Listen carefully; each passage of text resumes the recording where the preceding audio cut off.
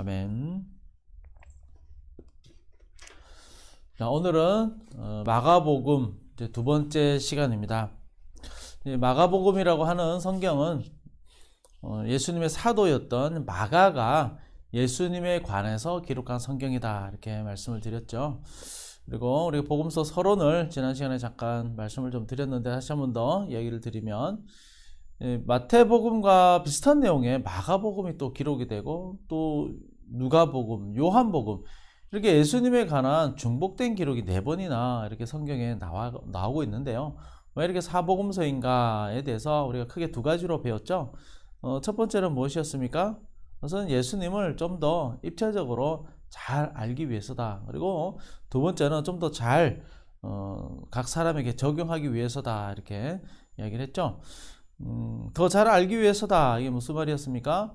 그러니까 한 사람에 대해서 누군가 증언을 할 때 한 사람이 증언하는 것보다 여러 사람이 증언하면 그 말에 신빙성이 있고 또 더 구체적이고 더 입체적으로 그 사람에 대해서 잘 알 수 있기 때문인 거죠.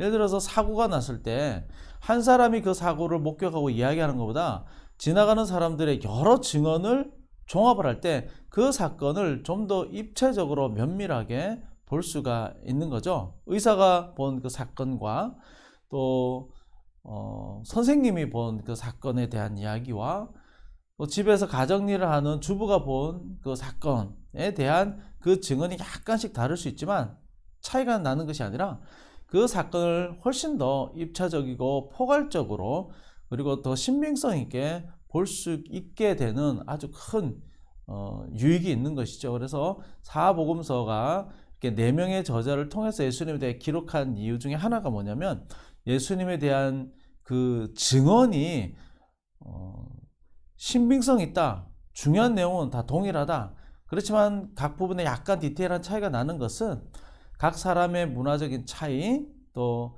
각 사람의 서술 성향에 따라서 약간 차이가 있을 뿐이지, 그것이 누군가가 옳고 그러다는 뜻이 아니라 더 입체적으로 볼 수 있도록 하기 위한 성경 기록이 아주 특별한 하나님의 은혜 중에 하나였다라는 거고요. 또 두 번째는 각 사람에게 잘 적용하기 위해서다. 무슨 얘기냐면, 마태는 유대인에게 복음을 전하기 위해서 썼고, 마가는 로마 유대인과 또 이방인들을 위해서, 또 누가는 데오빌로 각하에게 쓴다고 이미 목적이 나와 있듯이 성경을 처음 믿은 이방인들, 또 믿음을 더 굳건하기 위해서 누가가 예수님에 관한 기록을 썼고요. 요한은 헬라 철학에, 헬라 문화에 아주 익숙한 사람들을 위해서 영육의 분리, 또 영혼이 더 선하고 육은 악하다라고 하는 그런 영지주의라는 배경을 가지고 있던 사람들을 위해서 복음을 다시 설명하기 위해서 요한이 펜을 들었었던 거죠. 이렇게 여러 저자들이 속한 교회와 공동체가 다르기 때문에 그분들에게 더 큰 예수님에 대해서 적절하게 더 잘 적용하기 위해서, 더 잘 이해하기 위해서 이런 여러 가지 차이가 있었고, 또 4명의 저자를 통해서 기록했다, 이렇게 말씀을 드렸죠. 자, 마가복음은 이제 우리가 지난 시간에 잠깐 보았듯이 마가라는 사람이 이제 말씀을 기록했는데요. 이 마가복음을 일명 누구복음이라고도 이야기를 한다고 그랬죠? 네. 베드로 복음서다, 뭐 이렇게도 이제 별명을 붙여서 부른다고 했습니다. 왜 그랬냐면, 베드로가 마가를, 이 마가복음을 쓴 마가를 나의 아들이다라고 할 정도로 베드로와 마가는 평생 동안 아주 깊은 동력의 관계였습니다. 그래서 이 마가는 베드로를 통해서 예수님에 관한 거의 모든 내용을 다 이제 들었고, 또 마가가 기록한 이 내용은 다른 사복음서와 비교해 볼 때도 전혀 큰 차이가 나지 않는 동일한 복음서였었습니다. 근데 누구에게 썼다고 얘기를 했죠? 로마에 있는 기독교인들이 했습니다. 로마에 있는 기독교인들은 첫 번째 믿은 사람들이 유대인들이었고요. 그 이후에 이방인들이 이제 들어오게 되는데요. 유대인이나 이방인이나 로마에서 예수님을 믿는다는 것은 어마어마한 핍박과 고난을 각오해야 되는 일이었습니다. 우리가 잘 알듯이 로마 시대, 그것도 로마 제국의 가장 중심인 로마에서 예수님을 나의 구주, 나의 주인이십니다, 나의 주이십니다 라고 고백하는 것은 그야말로 황제를 모욕하는 일이었고요.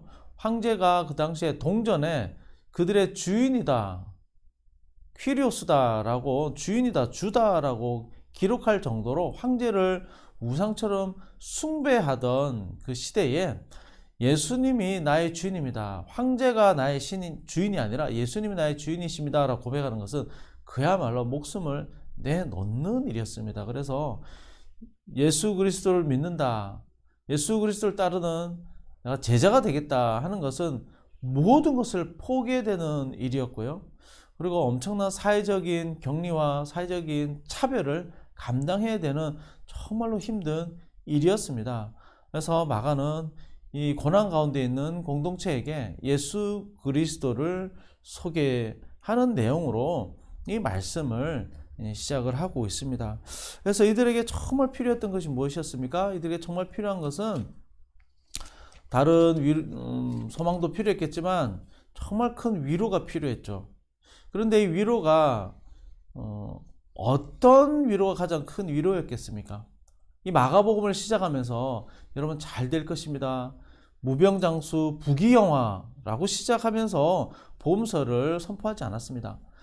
이 마가복음은 1장 1절에서 정말 위대한 선포로 시작을 하고 있었죠. 하나님 아들 예수 그리스도의 복음의 시작이라 하면서 예수 그리스도에 대해서 내가 여러분들에게 정말 좋은 소식을 알려드리겠습니다 하면서 이 글을 시작을 하고 있었습니다. 그래서 정말 극심하게 고난당하고 힘들고 너무나도 핍박받고 있는 사람들 가운데서 가장 큰 위로가 무엇인가? 그것은 바로 예수 그리스도였습니다. 예수 그리스도 존재 자체가 가장 큰 위로이며 소망이었습니다. 그래서 예수 그리스도에 대해서 가장 잘 요약한, 한마디로 가장 잘 요약한 오래된 우리의 신앙 고백서가 있다고 말씀을 드렸죠. 우선 하이델베르그 신앙 고백서 제 첫 번째 문장이었습니다. 이 첫 번째 제 1문에 대한 질문과 답이 예수 그리스도에 관해서 가장 잘 역사적으로 요약을 한 고백입니다. 이것을 다시 한 번 더 읽어드리겠습니다. 1문답 질문: 살아서나 죽어서나 당신의 유일한 위로는 무엇입니까? 답은: 나는 나 자신의 것이 아니라 사나 죽으나 몸과 영혼이 오직 나의 신실하신 구주 예수 그리스도의 것입니다. 그리스도께서 그의 보혈로 나의 모든 죄값을 완전히 치르시고 나를 마귀의 모든 권세에서 자유롭게 하셨습니다. 또한 하늘에 계신 나의 아버지 뜻이 아니면 머리털 하나도 땅에 떨어지지 않게 나를 보호하시며 참으로 모든 것이 협력하여 나의 구원을 이루도록 해주십니다. 내가 주님의 것이기 때문에 주님께서 성령으로 말미암아 영원한 생명을 보증하시고 나의 온 마음을 다하여 기꺼이 주를 위해 살게 해주십니다. 이것이 나의 유일한 위로입니다. 이 신앙 고백서를 쓰던 당시에도요, 어마어마한 핍박과 고난이 있었습니다.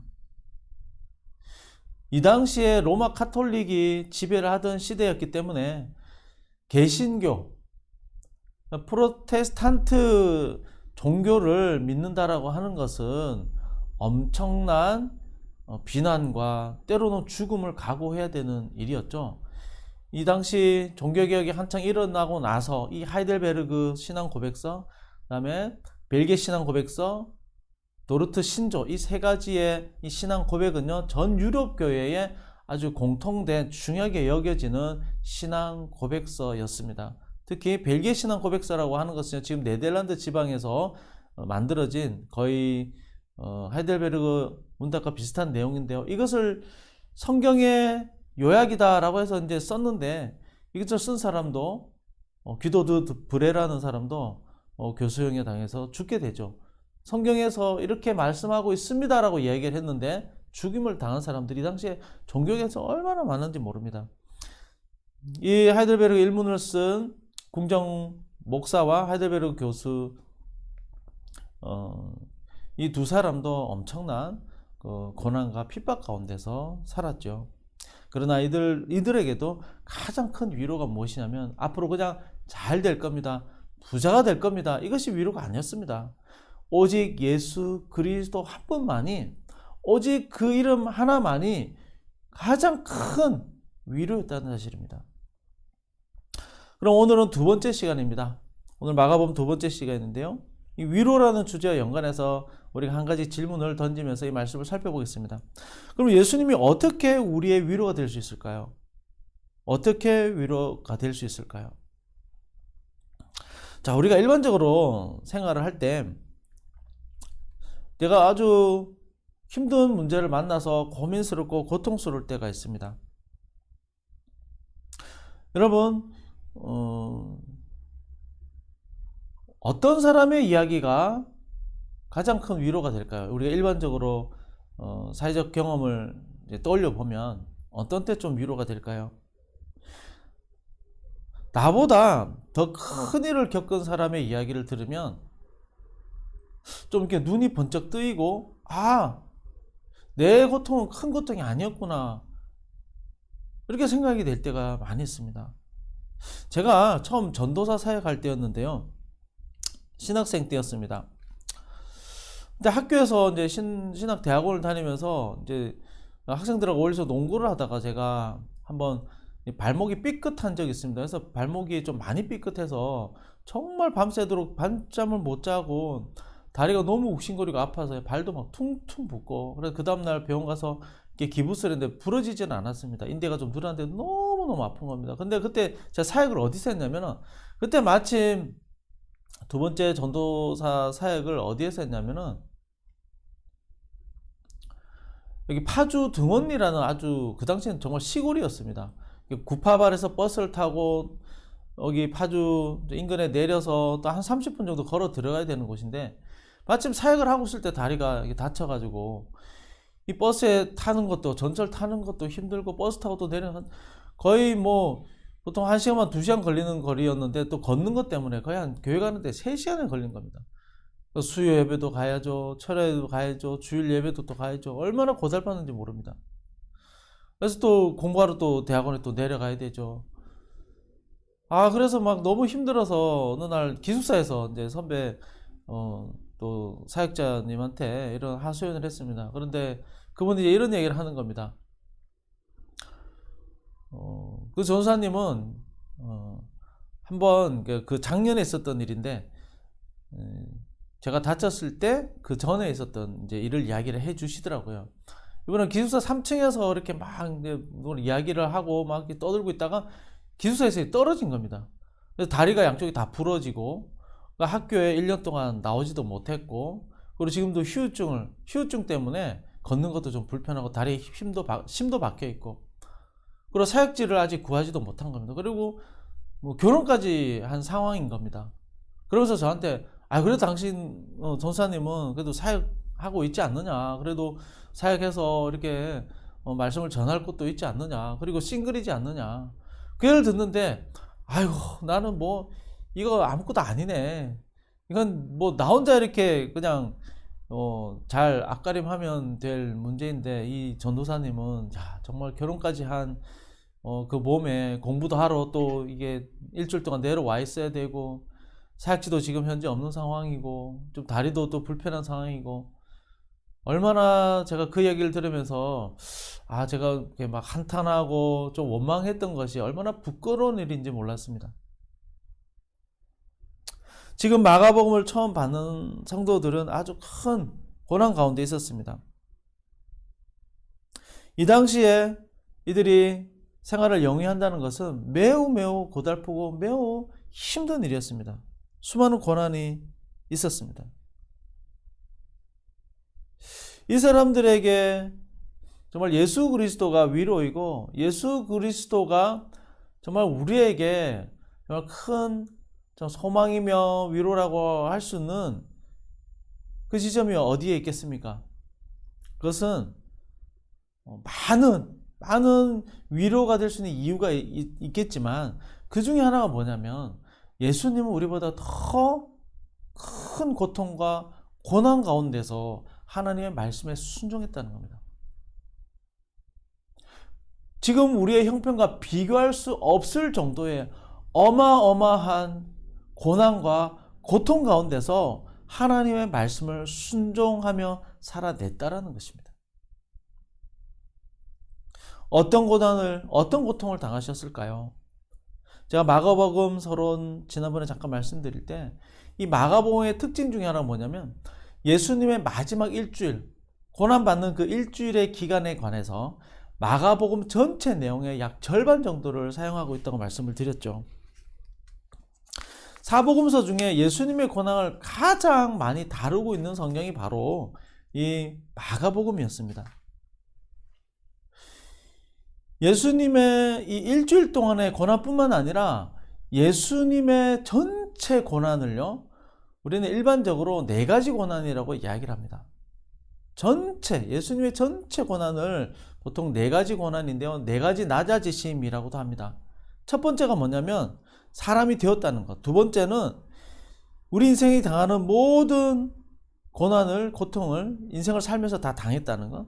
세 번째는 죄인으로 낙인이 찍혀가지고요, 십자가 처벌을 받았다는 것, 형벌을 받았다는 것. 네 번째는요, 실제로 죽음을 당했다는 겁니다. 사람이 되었다는 건 뭘까요? 첫 번째 고난, 사람이 되었다. 하나님이셨습니다. 하늘 영광을 누리던 하나님이셨습니다. 인간이 되었다는 것은 어마어마한 고난입니다. 하나님이 만드신 시간과 공간 안에 자기 자신을 어마어마한 연약한 육체로 제한을 하고 들어오신 겁니다. 시간과 공간 안에 스스로 들어오신 겁니다. 이게 비교가 될지 모르겠지만 우리가 하찮게 하기는 아주 작은 곤충, 기어다니는 개미, 이것보다 더 못한 존재가 되었다는 겁니다. 사람이 되셨다는 것 자체가 하늘 모든 영광과 권세와 누리던 모든 것을 다 포기하고 다 버리고 종의 형체를 입고 우리에게 오셨다라고 이야기를 하고 있듯이 사람이 되었다는 것 자체가 엄청난 고난인 거죠. 두 번째는 우리 인생이 당하는 모든 일생을 살아가면서의 고난을 다 당했습니다. 예수님이 왕의 아들로 온 것이 아닙니다. 황제의 아들로 온 것도 아니고 유다 왕으로 온 것도 아니고 실제로 무슨 귀족으로 오신 것도 아닙니다. 가난한 집에 아이로 태어나서요, 말 구유에 누이시며 그 인생이 시작이 됐습니다. 예수님 집안이 잘 사는 집안이 아니었습니다. 아버지가 목수라고 그러죠. 목수는 지금처럼 전문직이 아니라 그냥 일당을 벌어먹고 사는, 그냥 허드렛 일 하는 정도의 일을 하는 사람이었습니다. 그 집안에서 전승에 따르면 예수님이 장남이었다고 이야기를 합니다.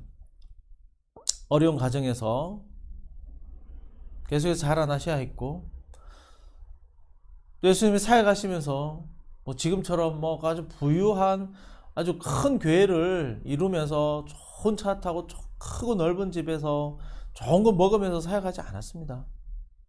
예수님은 머리 둘 곳조차 없으셨고요, 너무나도 가난하고 어렵게 살아가셨습니다. 그리고 12명의 제자가 있었지만 그들은 결국 예수님을 다 버리고 뿔뿔이 다 흩어졌죠. 너무나도 큰 배신감을 당했고 살아가시면서 끊임없는 위협에 시달렸습니다. 그리고 마침내 예수님은 죄인이라는 판결을 받게 되죠. 이것은 크게 2가지의 판결입니다. 빌라도에게 죄인이라는 판결을 받게 된 것은요, 우리가 사도신경에서 고백을 하죠. 빌라도에게 고난을 받았다라고 역사적 인물을 명시한 이유가 뭐냐면 실제로 역사 가운데서 예수님이 죄인으로 판결을 받았다는 겁니다. 그리고 더 어려운 판결은 하나님께 죄인으로 판결을 받고 우리의 모든 죄가를 짊어지시고 십자가 형벌을 실제로 역사 가운데 당하셨다는 거죠. 모든 사람들이 볼 때 저 사람은 죄인이다라고 낙인이 찍혔고요. 하나님이 보실 때도 우리의 모든 죄가를 다 짊어지시고 죄인으로 인정하셔서 심판을 내린 겁니다. 그래서 네 번째 고난이 뭐냐면 진짜 죽음을 당하신 것이죠. 몸과 영혼이 분리되면서 아버지 나를 어떻게 이렇게 버리셨습니까? 라고 하며 외쳤습니다. 너무나도 고통스럽게 외쳤던 겁니다. 이 큰 네 가지의 낮아지심으로 예수님은 고난을 당하셨습니다. 오늘 말씀은요, 조금 전에 읽었던 말씀은 바로 세 번째에 대해서 아주 자세하게 설명을 하고 있습니다. 십자가 형벌이죠. 십자가를 지고 가는 장면과 십자가에 못 박히는 장면, 크게 두 가지로 나오는 말씀이죠. 예수님이 십자가를 어떻게 지고 가십니까? 너무나도 힘들게 지고 가십니다. 예수님은 이 땅에 사역하실 때요, 몸이 튼튼하고 막 근육질에 막 키도 크고 막 힘이 넘치는 장사가 절대 아니었습니다. 이사야서 53장에 보면은 그는 우리의 질고를 지고 라고 이야기를 하고요, 연약한 순과 같았다 라고 이야기를 하면서요, 예수님의 외모에 대해서 기록을 하고 있습니다. 질고를 지고라고 하는 그 말은 어떤 얘기냐면, 다른 번역 성경에 보면 그는 병을 앓고 있었다, 진행형으로 번역하고 있는 성경도 있습니다. 독일어 성경에서 그렇게 번역을 하고 있거든요. 이게 무슨 말이냐면 예수님의 몸이 그 정도로 너무나도 약하고 허약했다는 겁니다. 예수님께서 왜 병자들을 그렇게 불쌍히 여기시고 고쳐주셨냐면, 물론 그 인생이 불쌍하기도 하지만 예수님도 몸이 많이 아프셨기 때문에 아픈 사람의 심정을 누구보다도 잘 아시는 겁니다. 그리고 예수님이 너무나도 약하셨다는 증거가 오늘 말씀에도 나오고 십자가에 매달리는 그 말씀에도 나오는데요, 너무나도 몸이 연약했던 이유가 21절에 보면은 나옵니다. 구레네 사람 시몬을 불러서 십자가를 대신 지게 하셨는데요, 예수님이 충분히 지고 갈 만한 힘이 있었는데 그 사람 부른 것이 절대 아닙니다. 예수님이 지고 갈 만한 힘이 없었던 겁니다. 십자가를 지고 가려고 하는데 자꾸 쓰러지는 겁니다. 너무나 힘이 없는 겁니다. 아무리 때려도 일어날 힘이 없는 겁니다. 그러니까 구레네 사람 시몬을 불러서 강제로 억지로 불러서 그 십자가를 대신 지고 올라가게 만든 거죠. 23절을 보면요, 십자가에 못 박히기 전에 이 당시에 로마 군인들이요, 못 박히는 사형수에게 몰약을 탄 포도주를 줍니다. 이게 뭐냐면은 몰핀 같은 겁니다. 아편 같은 건데요, 이걸 마시면 못 박힐 때 얼마나 극심한 통증이 있습니까? 이것을 잠시 잊게 해주는 거죠. 그러니까 사형 집행을 좀 더 잘하기 위해서 고통을 못 느끼게 하는 이 술을 주는 겁니다. 그런데 예수님이 안 드신 거죠. 예수님 안 드셨습니다. 왜 그럴까요? 인생이 당하는 모든 고난과 고통과 또 십자가 형벌에 주는 그 극심한 고통을 고스란히 다 몸으로 받아내기 위해서였습니다. 십자가의 고통을 피하려고 하지 않으셨습니다. 그대로 다 받으셨습니다. 24절에 옷이 다 벗겨집니다. 옷이 다 벗겨서 예수님의 옷을 누군가 제비 뽑아서 가져가려고 했던 거죠. 옷이 다 벗겨진 채로 십자가에 못 박히는데요, 얼마나 수치스럽겠습니까? 몸이 다 벗겨진 채로 높은 곳에 매달려서 사람들의 구경거리가 되는 겁니다. 얼마나 부끄럽겠습니까? 더 어렵고 더 화가 나는 건 뭐냐면 26절에서부터 32절까지인데요. 이 말씀을 자세히 보면요, 주변 사람들이 다 능욕합니다. 주변 사람들이 다 욕하고요, 주변 사람들이 다 비웃습니다. 주변 사람들이요, 전부 다 예수님에 대해서 조롱하고요, 욕하고요, 비아냥거립니다. 이것만큼 고통스러운 일이 또 있겠습니까? 26절에 보면 죄목이 적혀있는데 유대인의 왕, 모욕적인 말로 써 있습니다. 네가 왕이냐? 네가 왕이면 네가 한번 내려와 봐라. 주변 사람들이 예수님의 손가락질하고요, 예수님을 욕하고요, 예수님을 비아냥거리고요, 예수님을 향해서요, 욕하고 있는 겁니다. 얼마나 억울하겠습니까? 예수님 말 한마디로 이 욕하고 있는 사람들을 한 번에 다 혼내줄 수 있는 충분한 능력이 있었습니다. 얼마든지 혼낼 수도 있습니다. 그러나 예수님은 절대 도살장에 끌려가는 어린 양처럼요, 아무 말 하지 않았습니다. 아무리 능욕을 당해도요, 아무 말 하지 않았습니다. 아무리 모욕적인 말을 당해도 아무 말 하지 않으셨습니다. 옷이 다 벗겨진 채로, 발가 벗겨진 채로 십자가에 매달려서요, 사람들이 주변에서 수군거리고 비아냥거릴 때 아무 말 하지 않으셨습니다. 그리고 못이 박히셨죠. 25절에서 제3시 오전 9시에 십자가에 못이 박히십니다. 우리가 성화나 그림 같은 데 보면 예수님 손바닥에다 못을 박는데, 손바닥에 못을 박으면요, 손이 찢어져서 사람이 떨어집니다. 그래서 어디에 박냐면 손목에 못을 박고요, 발목에 못을 박습니다. 그래야죠, 사람이 매달려 있을 수 있습니다. 얼마나 잔인합니까? 극심한 고통 가운데 사람들이 모여서 모욕하고요, 능욕하고요, 그리고 예수님 너무나 수치스러운 가운데 매달려 있는 겁니다. 이 십자가 형벌 과정은요, 사람이 당하는 모든 고통을요, 가장 극심하게 당할 수 있는 이 고통이 다 여기에 함축되어 있는 겁니다. 너무나 부끄럽고 수치스럽고, 너무나도 아프고 고통스럽고, 너무나 화가 납니다. 너무나 자존심 상하고, 너무나도 능력당해서 너무나 화가 납니다. 어떻게 인간이 저런 고통을 당할 수 있을까 정도의 극심한 고통이었습니다. 그런데 성경에서 가장 중심이라고 할 수 있는 이 사복음서에서, 이 사복음서 모든 내용에서 가장 그 클라이막스가 어디입니까? 바로 십자가의 죽음을 너무나도 자세하게 상세하게 그리고 있습니다. 왜 예수님이 죽는 장면에 대해서 이렇게 비중을 높여서 자세하게 묘사를 하고 있을까요? 그 십자가에 못 박히는 그 장면 하나하나를요, 마치 영화를 찍는 다음에 카메라를 돌리면서 사람들의 표정과 그 말하는 한마디 한마디를 다 담아내고 있는 거죠. 그 못 박히는 그 순간을요, 하나도 놓치지 않고 카메라는 다 담아내고 있는 겁니다. 잠시 몇 시간 동안에 있었던 그 내용을요, 거의 한 장, 두 장에 걸쳐서 굉장히 자세하게 묘사를 하고 있습니다. 왜 이렇게 예수님의 죽음에 대해서 이렇게 너무나도 잔인한데도 불구하고 이렇게 자세하게 상세하게 성경은요 그리고 있을까요? 그리고 이것이 가장 중요한 부분에서요, 이것을 드러내고 있을까요? 정말 많은 이유가 있습니다. 정말 많은 이유가 있지만 오늘 우리가 생각해 보려는 주제와 연관해서요, 이렇게 상세하게 그리고 있는 이유는 우리를 위로하기 위해서입니다. 어떤 위로일까요? 저는 이 말씀을 보면서 크게 두 가지가 저에게 너무나도 큰 위로가 되었습니다. 저의 아픔을 위로하기 위해서였고요, 두 번째, 저를 너무나도 사랑한다는 말씀을 하시기 위해서였다고 저는 생각됩니다. 우리가 아프고 힘들 때가 있죠. 그런데 예수님의 고통에 비하면요, 우리가 아무리 큰 고통을 당하더라도 예수님의 고통에 비하면 아무것도 아닙니다.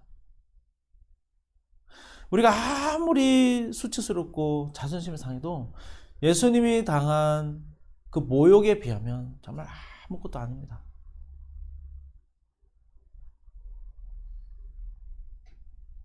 너가 아프고 너가 많이 힘드니?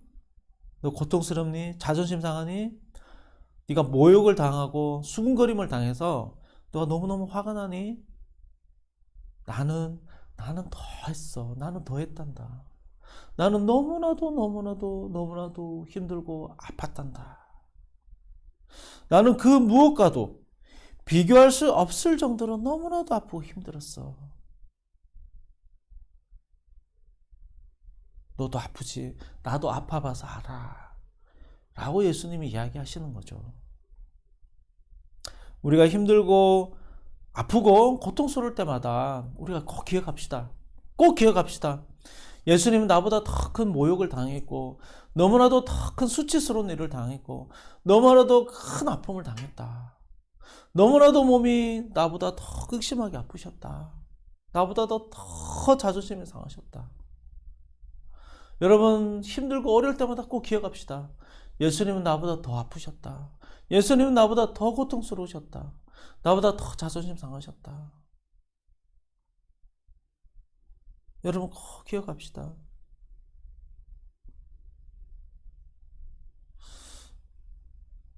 이번 한 주간 저도 참 힘든 일들이 참 많이 있었습니다. 정말 많이 있는 한 주간인데요. 설 명절임에도 불구하고 굉장히 힘든 일들이 많았는데요. 특별히 우리 또 장모님께서 몸이 좀 안 좋아지셔서 우리 가족이 또 열심으로 기도하고 또 심지어 저는 이렇게 막 계속 집에 있는 오일을 갖다가 막 엄청 마사지도 해드리고 또 뭐 좋다는 거 다 이렇게 해드리고 하는데 이제 너무 몸이 안 좋으니까 아픈 이야기 뭐 계속 이렇게 하시는데 그거 듣고 저는 반대로 좋아집니다. 괜찮습니다. 안 죽습니다. 뭐 이야기를 계속 이렇게 했지만 저 나름대로도 많이 지치고 또 해야 할 일들도 좀 많이 있었기 때문에 정신이 없는 한 주였습니다. 그래서 어제 심지어 토요일인 줄도 제가 깜빡하고 말씀을 보내지도 못한 겁니다. 그걸 늦게 이제 알아버렸는데 정신이 없이 한 주간에 어떻게 지났는지도 모릅니다. 그리고 같이 또 이렇게 사역하는 어떤 일 때문에 사역하는 목사님이 계신데 그 목사님에게도 또 힘든 일이 좀 생겨가지고 또 서로 또 마음이 상하는 일도 좀 생겨서 정말 한 주간 참 힘든 일이었는데 예수님 고난을 생각하니까 이게 아무것도 아닌 겁니다. 우리 예수님 나보다 더 큰 일을 당하셨지, 더 힘드셨지.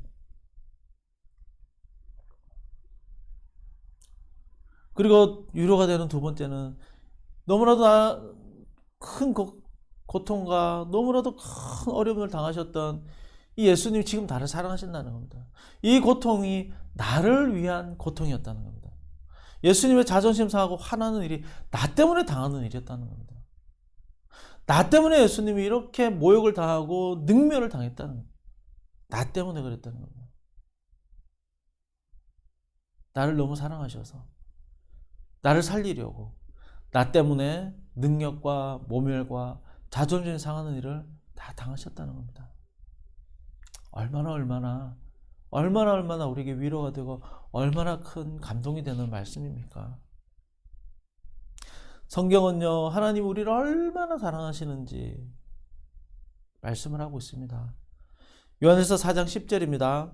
사랑은 여기 있으니 우리가 하나님을 사랑한 것이 아니요 하나님은 우리를 사랑하사 우리 죄를 속하기 위하여 화목 제물로 그 아들을 보내셨습니다.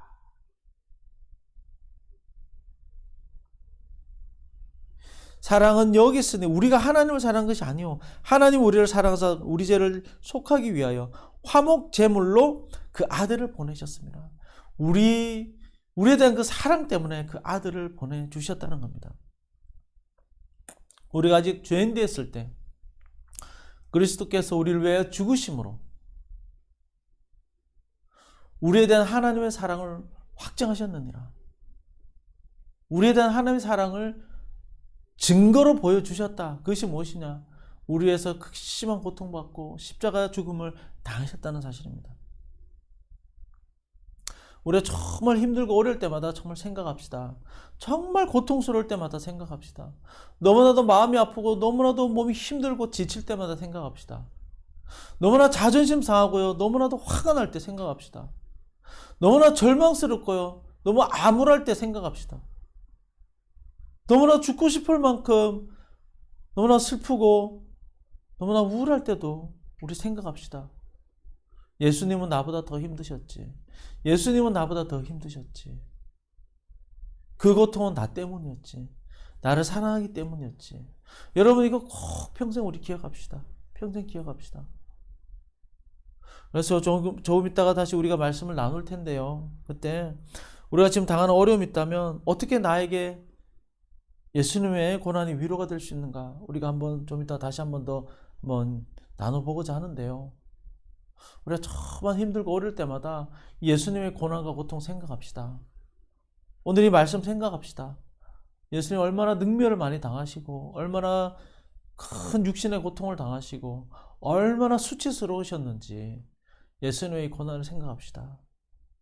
이 고난과 고통은 다 우리를 위한 예수님의 사랑이었습니다. 이 사랑 가지고